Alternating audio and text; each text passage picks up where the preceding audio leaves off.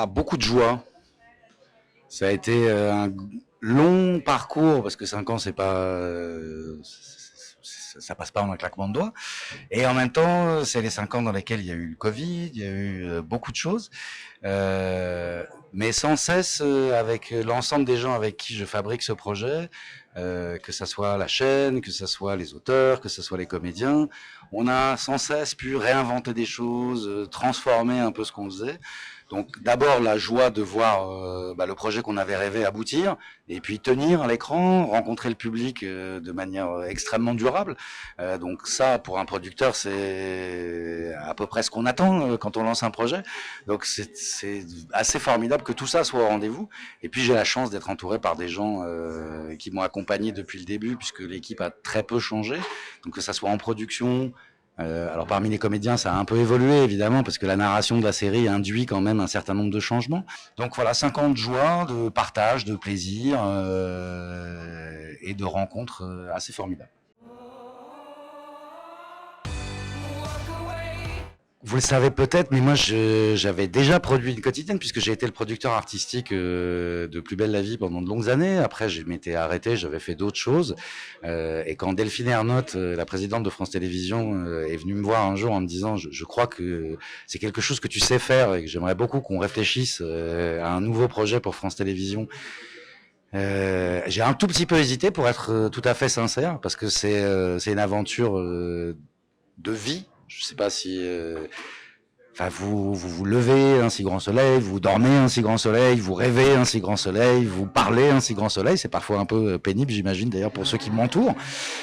Donc c'est des projets qui sont très consommateurs en temps, en énergie, et en même temps, on a rarement l'occasion de raconter des histoires au long cours comme ça aux gens. Donc quand une chance comme ça arrive, on hésite un peu peut-être, puis après il faut y aller.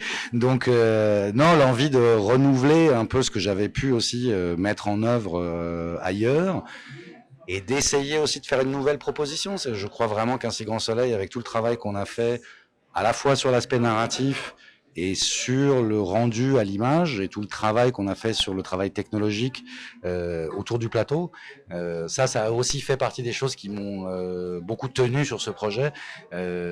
Ça a été là aussi des joies constantes de réussir des choses, de tenter des trucs nouveaux. Donc voilà, le pari est en train d'être relevé, hein. On va continuer encore le plus longtemps possible, mais c'est un vrai plaisir, et puis on va espérer continuer comme ça, à continuer à inventer un peu des choses d'un point de vue technologique, et j'espère continuer à faire plaisir aux gens qui regardent la série, parce que c'est vraiment le cœur de ce pourquoi on fait ce genre de projet. Alors là encore, je vais convoquer la présidente de mon groupe, mais c'est quelque chose qui n'aurait pas été possible sans elle.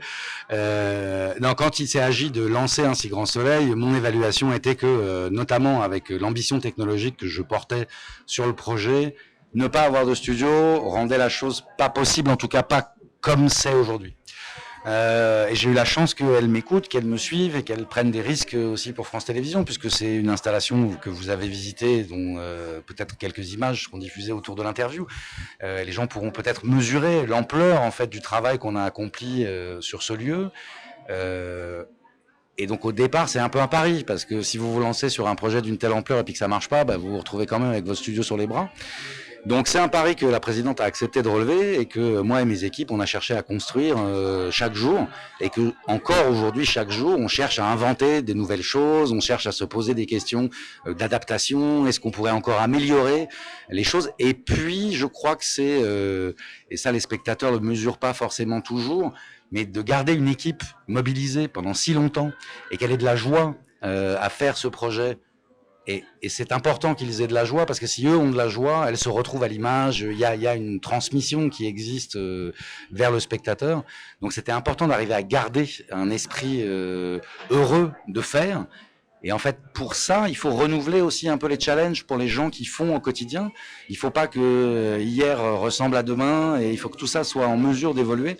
Et ça a été aussi un des paris. Et donc l'avancée technologique, elle est à la fois liée à notre volonté de progresser, et aussi liée à l'idée que il faut que l'équipe continue à trouver des challenges, de l'envie, et donc c'est la combinaison des deux qui nous pousse à continuer à construire ce lieu, à continuer à inventer de nouvelles choses, à essayer d'y amener d'autres projets et de faire bénéficier aussi d'autres projets de tout le travail qui a été accompli sur place et des technologies sur lesquelles on a pu travailler.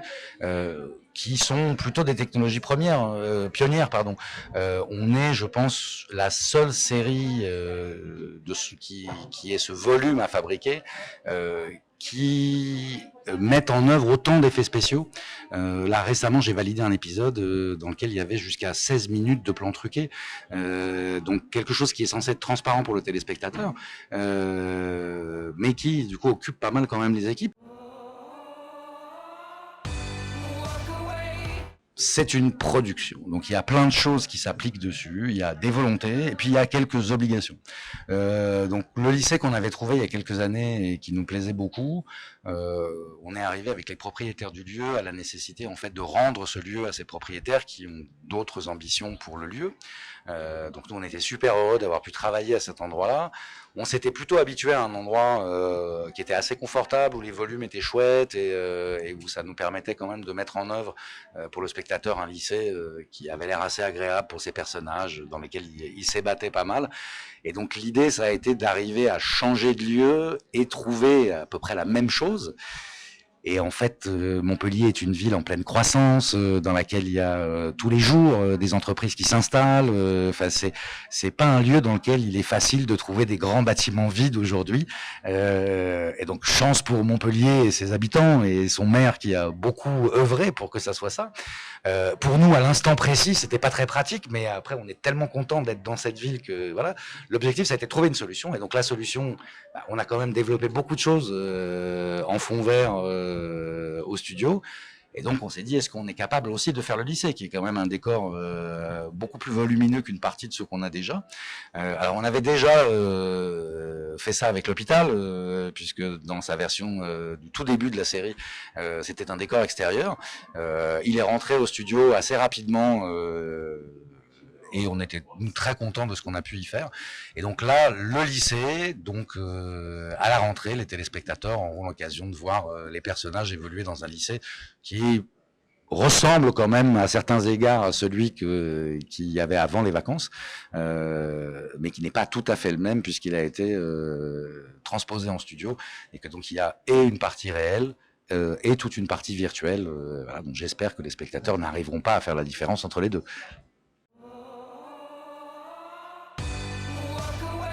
On a la chance d'avoir Olivier Sussinger aux manettes de l'écriture, qui est le créateur de la série et puis qui l'accompagne depuis. Donc on a quelqu'un qui, au-delà du talent, a la mémoire aussi de la série, a une grande habitude de travail sur des projets comme celui-ci. Donc je suis très heureux de pouvoir compter sur lui. Donc c'est vraiment un travail que lui organise beaucoup. Évidemment, il y a des moments clés de l'année. Quand on s'approche de Noël, on essaye de faire une intrigue, pas forcément qui mette Noël en scène, mais qui amène la légèreté des contes de Noël, des choses de cet ordre-là. On n'a pas d'intrigue d'été nécessairement pensée en tant que telle. Par contre, on sait qu'il y a une rentrée pour nos spectateurs. Et donc là, on essaye de proposer vraiment au moment de la rentrée quelque chose de nouveau, une intrigue qui se renouvelle pleinement. Donc on a quelques marqueurs comme ça effectivement auxquels on est vigilant. Et puis après c'est beaucoup la créativité des auteurs qui parlent.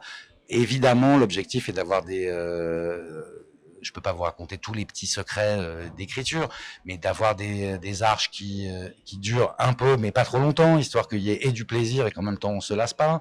Il y a une grosse exigence qui est apportée à la mécanique du travail qu'on fait, c'est-à-dire que le polar, par exemple, on a beaucoup travaillé dessus ces dernières années pour essayer d'améliorer encore le travail vu par les téléspectateurs, donc avoir des policiers qui se coltinent des affaires à la fois plus complexes, avec des rebondissements un peu inattendus. Donc voilà, c'est un travail de fond.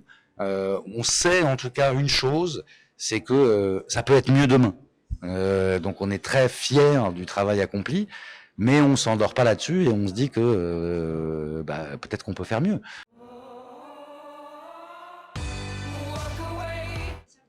Alors, l'envie existe, ça, y a pas de problème. C'est pas du côté de l'envie que se situe le souci. Euh, c'est compliqué, comme vous l'avez sûrement noté en venant à Vendargue. C'est vraiment une production qui essaye de maximiser chaque minute, chaque seconde dans le travail qu'on fait. Donc poser au milieu de ça une narration d'un épisode qui serait vraiment différente du reste, qui va nous demander un travail très spécifique, parce qu'un travail d'écriture aussi spécifique, il doit d'une part exister en lui-même, et puis il doit aussi trouver sa place dans la narration. Donc c'est pas un exercice facile. Avec Olivier, on y réfléchit beaucoup. Les équipes de France Télévisions nous en parlent régulièrement comme d'une possibilité, de quelque chose qu'on pourrait discuter ensemble. Nous, on attend d'avoir trouvé une idée qui nous paraisse pleinement satisfaisante, plutôt que de surfer sur le fait que bon, on a fait un prime, ça a bien marché, viens, on en fait un pour ça. Là encore, l'idée, je vous disais, c'est vraiment de mettre le spectateur au centre et de se dire, ok, est-ce qu'on a une bonne histoire, est-ce qu'on a quelque chose qui tient suffisamment la route pour que ça justifie une soirée vraiment spéciale.